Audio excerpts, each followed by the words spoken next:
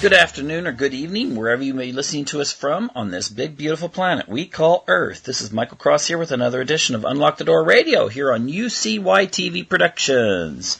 And I hope you will find tonight's or today's program of interest to you, because I'm going to talk about something quite interesting, and that is what you can do if a narcissist is in your life. But I will warn you, I'm not going to take the normal strategy that I often see on the internet. Whenever something's said about narcissism, it is, how to basically go to war with them.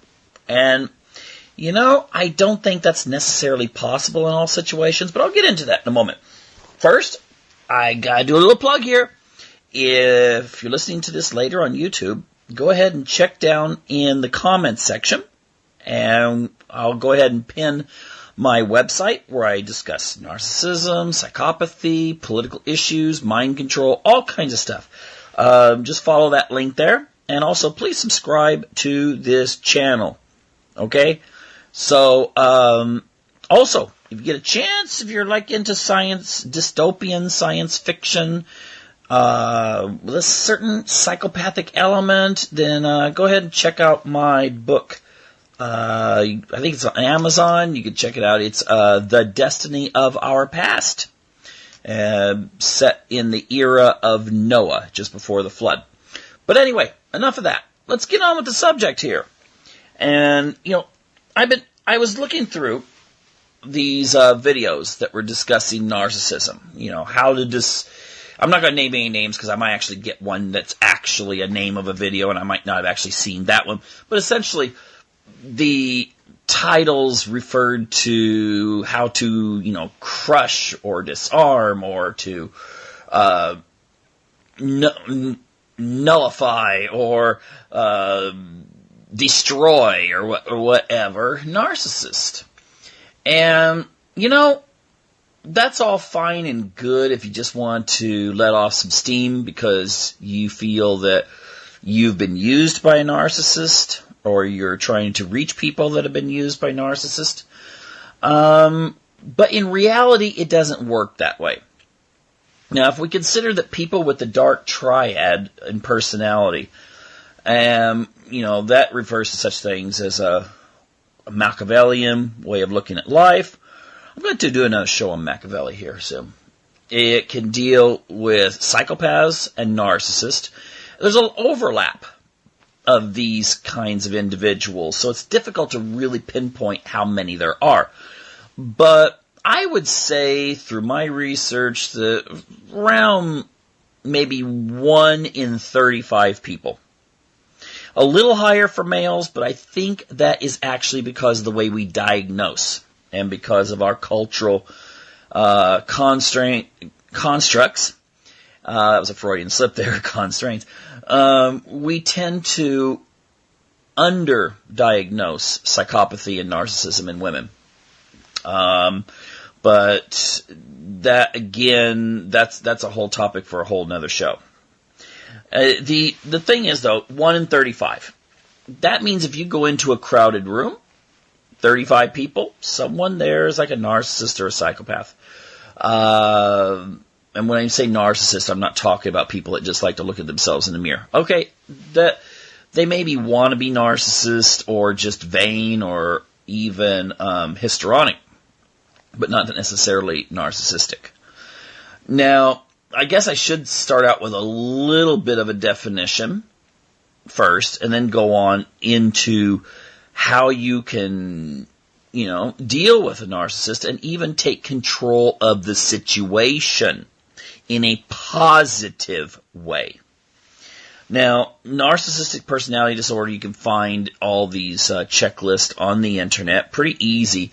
But some of the traits are very similar to psychopathy, a very low level of empathy, low level feelings of guilt, boredom, wanting to, find excitement, a need for, stimulation, an ability to be able to twist the truth, depending on the situation and what suits them. And when I say that, I mean, I think the average person, I can't remember what the figure was, tells, it was something like, a person tells about 15 lies a day or something like that. And so everyone lies, but a narcissist and a psychopath can lie very convincingly and can shut off or turn on at a moment's notice on an issue, person, whatever. They can change really fast. They're the kind of person you think of that, they say hi to you and they're all cheerful, and then once you just take a step away, their face goes poof, right back to, rather shallow and non-expressive look. And the thing that really separates, though, the narcissist from the psychopath is the narcissist actually really cares about their image with people. They really care about how people will view them. They really care about their legacy, if they're a politician or professor or whatever. And a psychopath is not so much concerned with that, although if it benefits them, they of course want to have a good legacy and they want to be popular with people, but they don't have that weakness in their persona, where if people don't like them, they fall apart, essentially. Whereas a narcissist can. Okay? That's the big Achilles heel with a narcissist. They actually care. Now, that can leave it open that you can deal with narcissists better than psychopaths.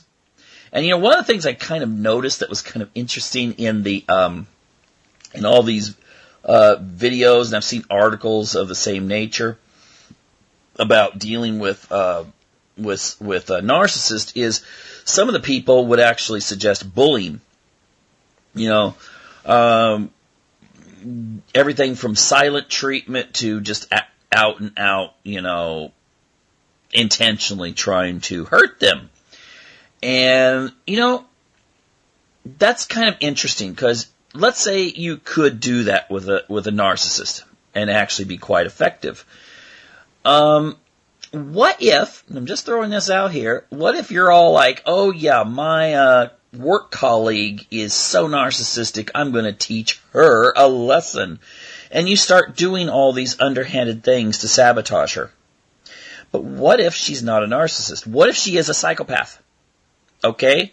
Then you're in for a whole new ball game, my friends. Yeah, you're in for an entirely new ball game. And to take a metaphor from The Walking Dead, that ball game may involve a baseball bat with barbed wire on it. Okay? You don't want to, you get the psychopath mad at you. And she will find a way to get back at you. She's not going to go home crying. She's not going to be going home and complaining to her husband how horrible you were and eventually quit her job. Oh, no. Quite the contrary. She's going to keep a record. And she may turn you in for some sort of work abuse. Oh, she'll keep a detailed record. So that maybe she's done things abusive to you, but you just picked at her a few times, which she cataloged, recorded, whatever. And so when she turns you into the boss or some sort of government agency for harassment, it's going to be bye-bye for you, not her. Or if she's really wanting to get revenge, she'll find ways to get revenge on you.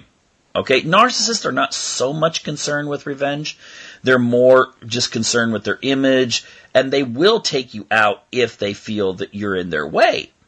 But a psychopath, they don't forget. And whereas maybe in a while you're not as important to them, so they may just put you to the side and ignore you. If you really start damaging them, they'll find a way to make sure that they'll mess with your family life if they have to. They'll mess with everything. So, do you really want to, if you think that your coworker is a narcissist and you're going to, make sure that you get back at her, just remember the traits of narcissism and psychopathy do overlap quite a bit. And if you've misdiagnosed, which is quite easy for a layperson, you misdiagnose and she's a psychopath, Well, let's just say your imagination's the limit as to what she will do to get back at you. Now, some other things I just have to point out here, though. It's very easy if you're in a relation. You're talking to people in relationships. Oh, if your boyfriend or girlfriend is a narcissist, and you have all the evidence in the world, you think, oh yeah, definitely. I read an article about this politician, and this psychologist or something says that this politician's a narcissist, and this sounds just like my husband. Well, the problem here is going to be that it's easy to leave, at least it's easier to leave a boyfriend or girlfriend. Okay? This whole cut 'em loose. You can see that phrase so much when it comes to narcissism, where people are giving this advice. Cut 'em loose, cut 'em loose, cut 'em loose. What if the narcissist is your father and you're still living at home? Do you run away? Who would suggest that? That's stupid. What if they're your mother? Okay, there's a whole, new ball game here, isn't there? What if you're already married to, someone who's a narcissistic, and, to the point that you're thinking, oh my gosh, they are diagnosable. Well, if you're married to your husband or your wife and they're narcissistic, then not so easy. You go to a judge if there's a custody battle and say, well, my husband's a narcissist. What if your judge is a narcissist? What if his wife has always said, you're such a narcissist, you've got the perfect job as being a judge, or something like that. You may have a problem there. Okay? And also you're going to destroy a family when maybe it's not necessary to destroy a family. Okay? Because, according to Freud, we marry our opposite sex parent. Okay?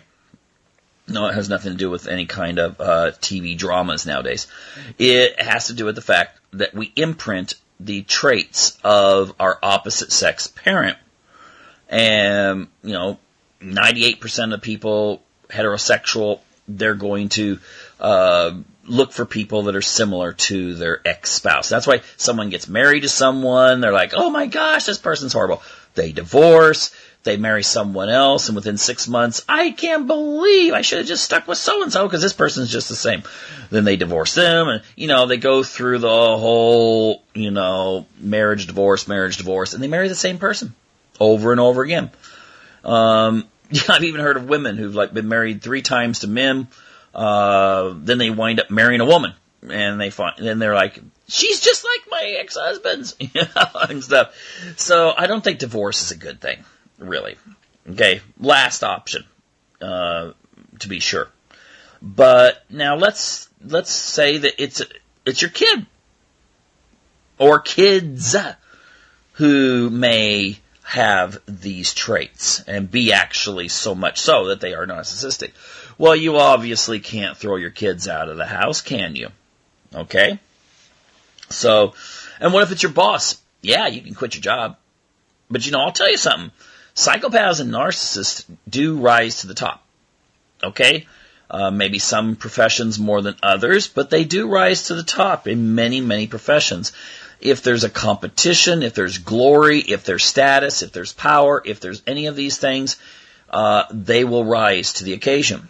And, different ones of both psychopaths and narcissists are, of course, geared to different things. I mean, you may have a person that decides to be a professor who is a psychopath or a narcissist because they like the acclaim. They like the status. Versus if they went into the private sector and, with their skills, they might make twice as much money, but they wouldn't have that, the way the society says, oh, Professor Jones here, or something like that. So don't think that all psychopaths and narcissists look for these, high status, or necessarily they want to be the boss, or so forth. Many of them, actually, I would tend to think that if you're talking about politicians, many would be very happy just to be the advisors. because they know their weaknesses, and they might rather have someone else be the shield, whereas they're still getting lots of power, but they're not actually having to be out there in the public stage if they don't necessarily want it. Not all psychopaths and narcissists want to be, giving speeches to 100,000 people and people in the public mocking them, because about half the people are going to mock you, pretty much in the United States, no matter what your political stand is. Now, this establishes the fact that many relationships are not so easy just to throw to the side. And so therefore, you have to learn how to deal with these people. And I'm not going to so much talk about psychopaths in this sense. Although, again, every psychopath is narcissistic, whereas not all narcissists are psychopathic. Okay? It's a combination. You can be a blend of the two things, too. Now, again, as a strategy to deal with them, don't try to overpower them. Okay? It's probably not to your benefit to do that, unless you're in a position that you can actually get away with it. And also, they may be valuable to your corporation. Especially the narcissist, they can make very, very good public relations people, advertisers, marketers. They can be a very good face for the company or any other institution. So often we're looking for those kinds of people for jobs that require any kind of outreach. So to just say, no, we're not going to have those kind of people, well, that might hurt your business overall. So let's look at some of the things. And the first thing I want you to keep in mind is that narcissists and psychopaths are both cognitive-based. They're not so feeling-based. Yes, they both have feelings. I would say the narcissist has a little bit more feelings, but maybe a little bit towards the young child-ish development in their personality, but they have feelings. All of them do. And I use that analogy, and I've used it before, that it's like having a Wi-Fi connection that is only reaching 1 bar, instead of 5. And you're still getting your internet, but it's pretty dang slow. So therefore, you can work with that. And again, we're going to center this on narcissist. Now, one thing that narcissists really, really, really, really crave, okay? They crave what's called narcissistic supply.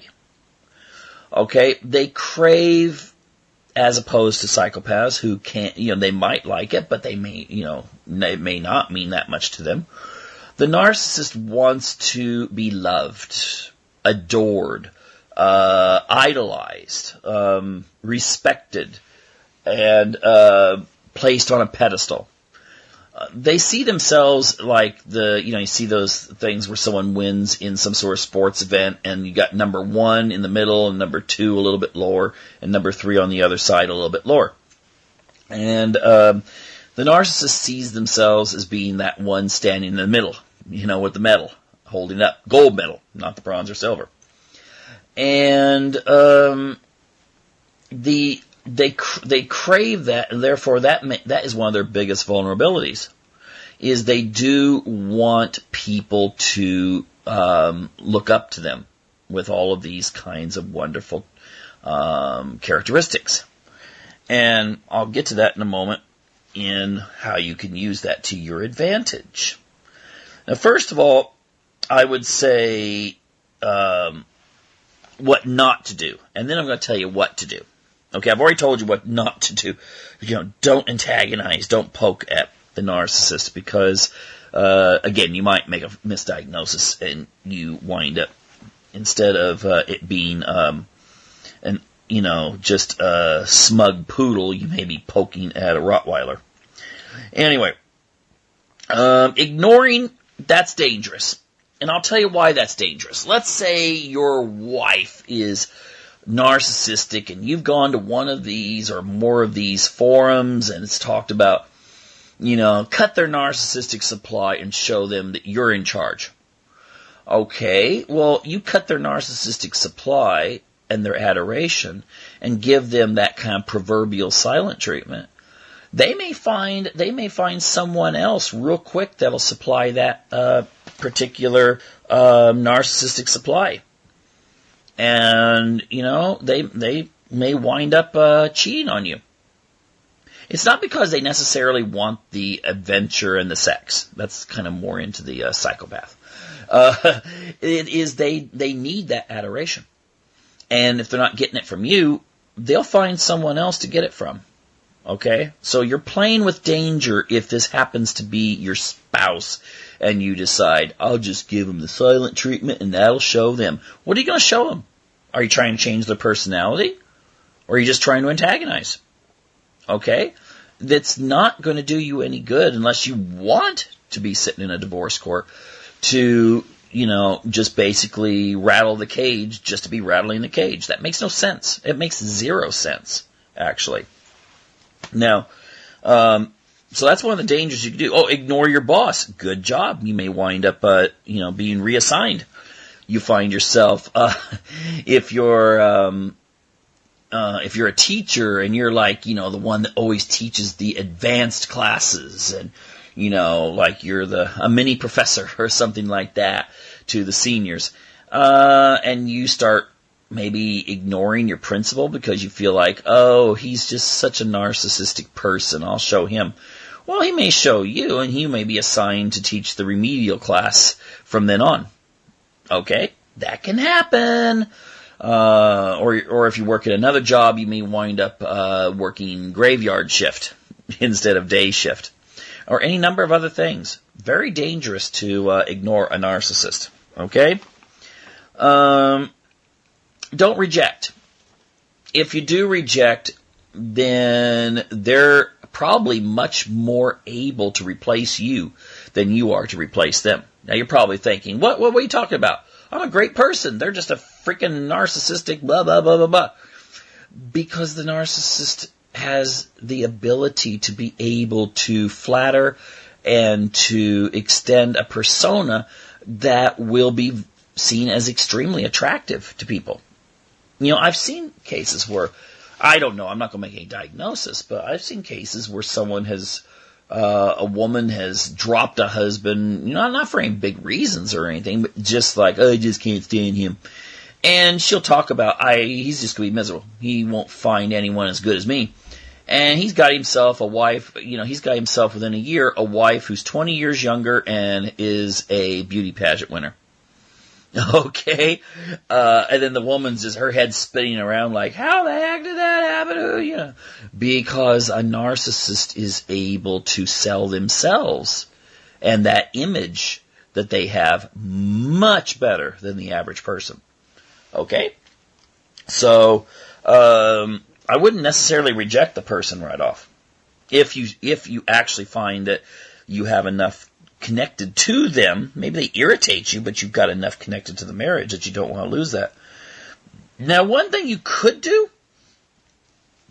as one option, just as a human being, is to express your feelings. Sometimes when you talk to children, you use what's called a direct instruction approach. I've heard this taught in education courses, where a teacher who's got students that are being disruptive will just say, they'll say, Mary, hypothetical student, they'll say, Mary, today last night I didn't get much sleep, and I'm having a little bit of problems with my car. And I'm just not I'm kind of feeling low, so this may not be the time to really disrupt class because I can't deal with it right now. Now, most students in those situations will actually oh, okay. And they'll calm down. They have empathy. Now, again, they might be psychopaths, but in most cases, your chances are, 98 out of 100 that they're not. But it could be that that's a good approach to use. Go to a husband and wife and say, when you do this, it kind of makes me feel this way.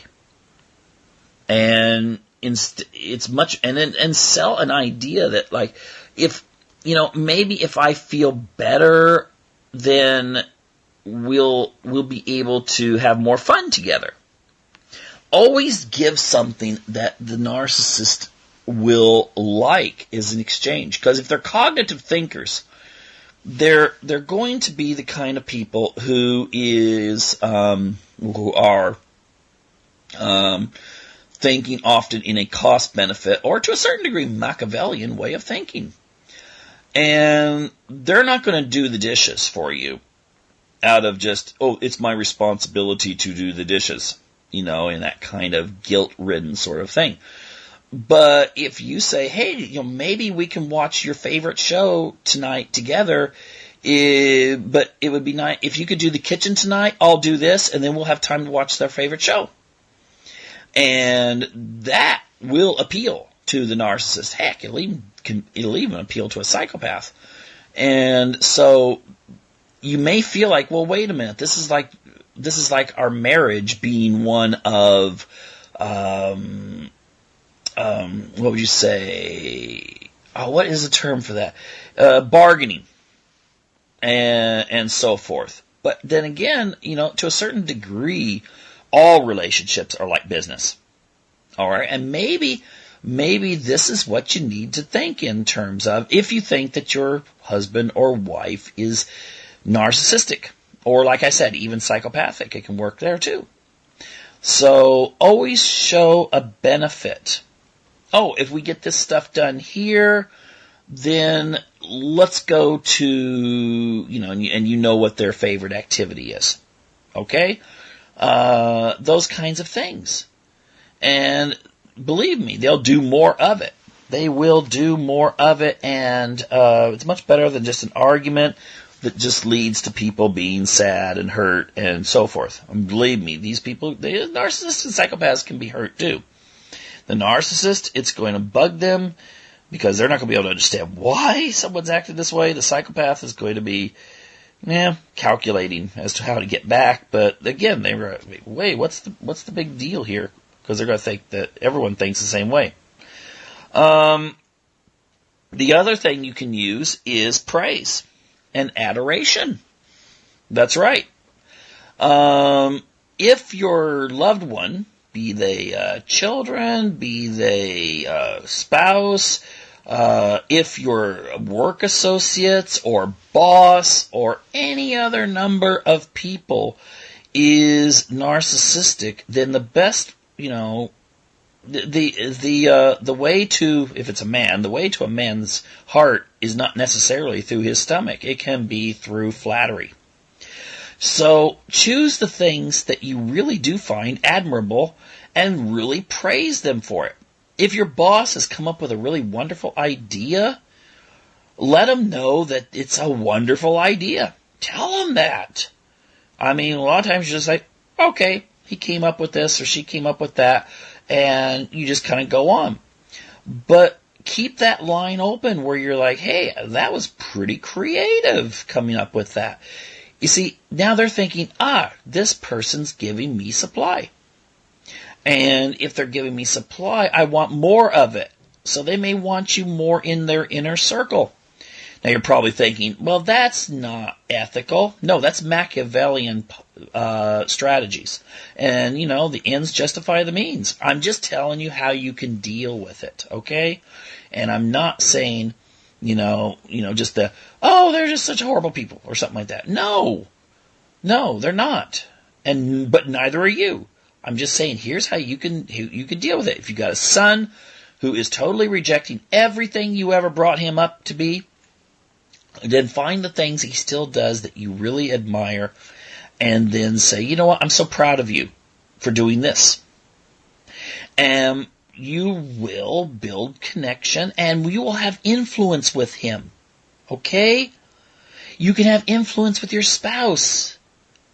You can have influence with your boss. You can have influence with your coworker. You can have influence with anyone.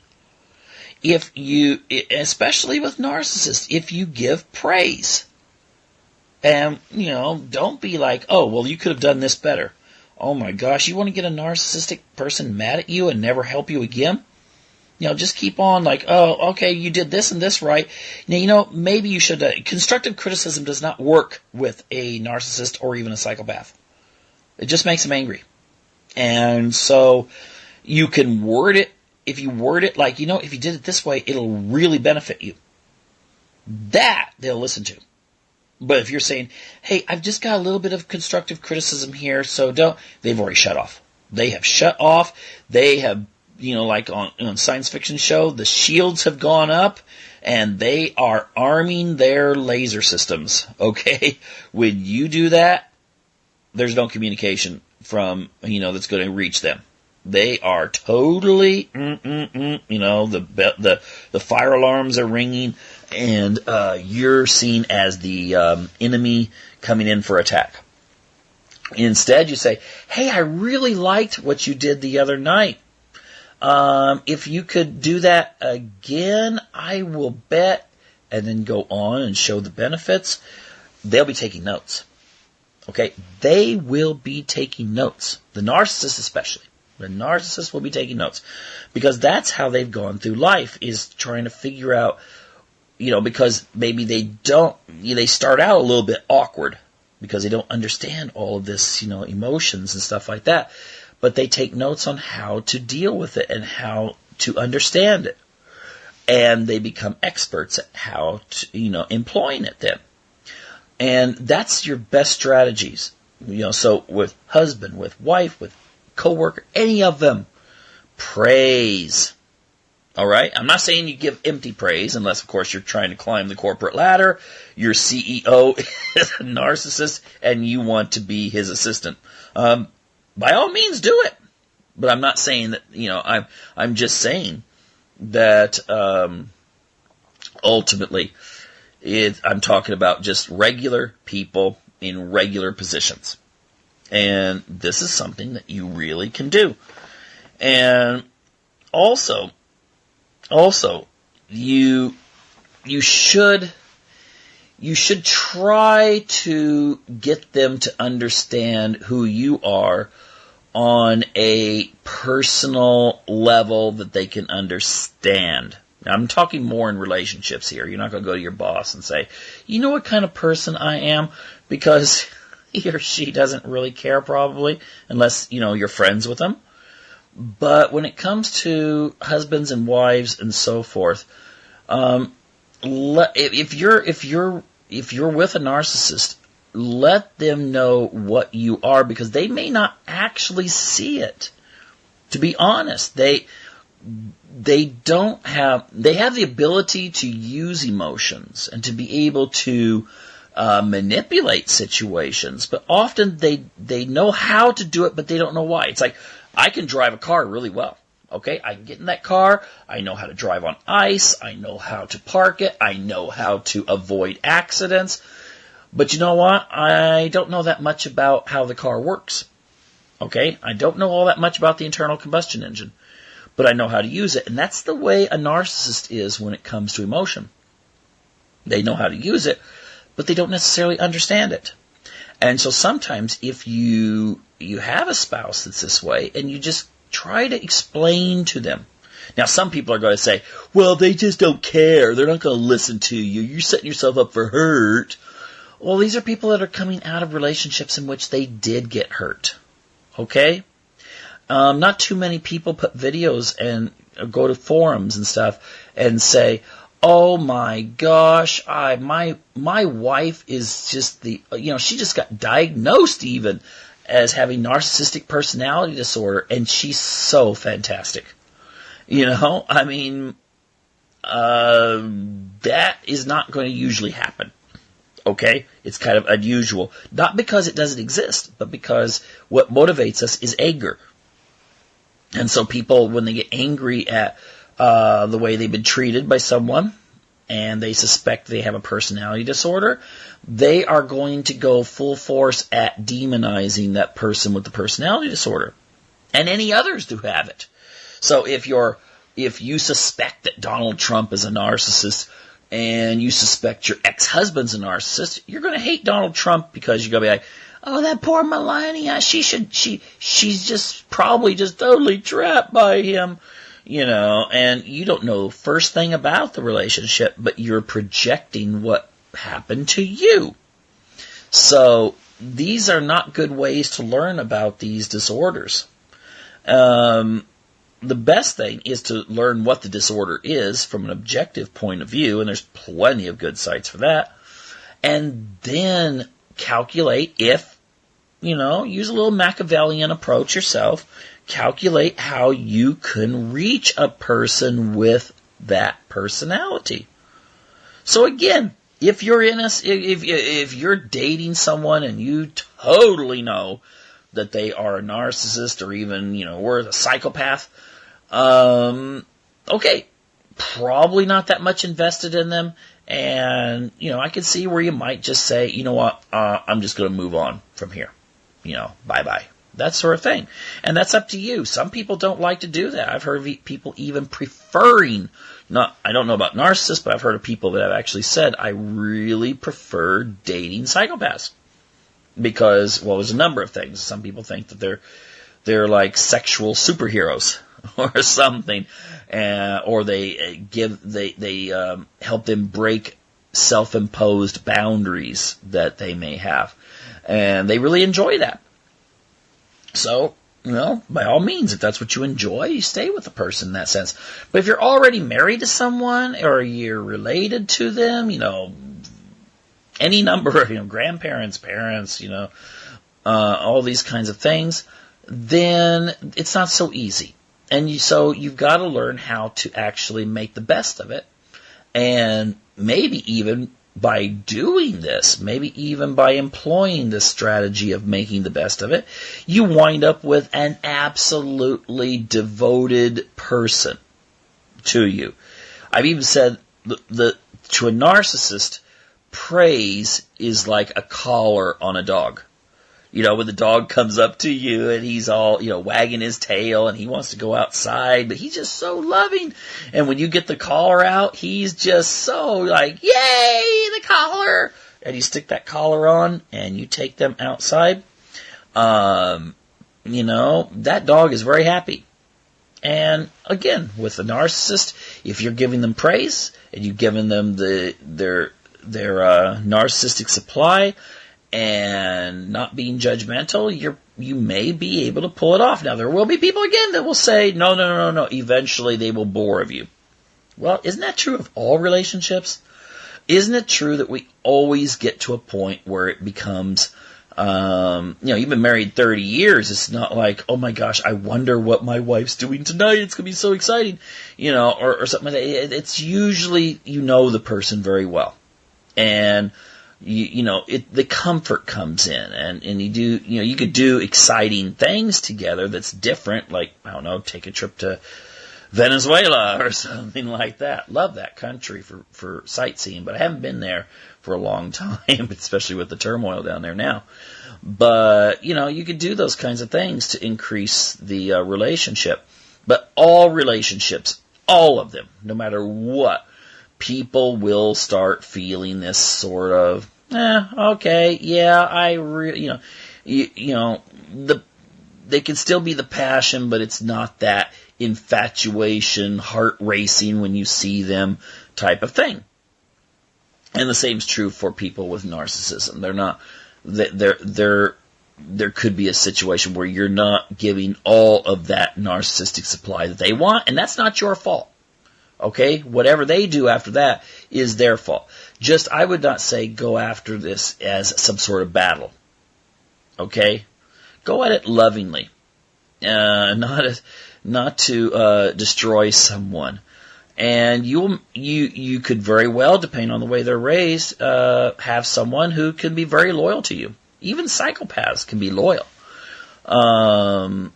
It's just that the guilt of not being loyal is not going to be there, and all those other traits make it a little harder. But if they are, they could be, again, I've used this analogy before. You got the crocodile there, the crocodile mother. It's a reptile. It's got a little itty bitty brain. Okay, it's not going to like cuddling. Okay, they don't like It's not like some sort of children's movie where everyone just cuddles and hugs and everyone loves each other, and in reality they eat each other. Okay? A crocodile is not exactly a cuddly sort of creature, but it will protect its young to the death. Okay? Now, of course, when the young are a little older, it might actually eat them. But at first, when those young are young, its instinctive drive is to protect. And you can get that in all human beings. It's just a little harder with narcissists and psychopaths. But it is, if it does exist, it's going to be extremely strong. Okay? But it's going to be on their terms, ultimately. Anyway, I encourage, if you hear this on YouTube later, I would encourage commentary, your own experiences. Are you a psychopath or a narcissist? I put some videos up, very interesting when I get people respond. I put one up, how does a psychopath see the world? It's in my YouTube playlist. And some people will go on there and say, yeah, I'm psychopathic and this describes me. This is how I see the world. And there's other people that are like, oh, psychopaths, they should be, whatever. And very interesting debates and discussions there. But ultimately, that's fun. That's how we learn, discussing things and finding out where maybe we don't know as much as we thought. Or maybe the other person doesn't know as much as they thought. And that's true debate. Okay? Argument, you're just going in there to bash, and you don't intend on getting anything out of it. But debate, it should be something where each person learns something from it.